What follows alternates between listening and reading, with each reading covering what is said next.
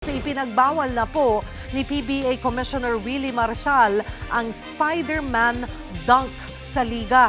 Ito po yung paglambitin at pagtapak sa board pagkatapos ng isang dunk.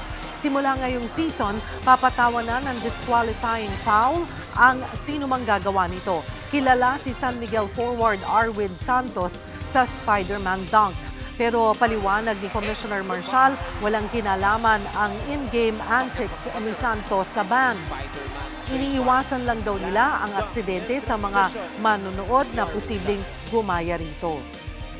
May nagsabi lang sa amin na coach na ginaya daw ng bata. Buti matibay yung poste. Kasi mga bata, maliliit lang yun eh.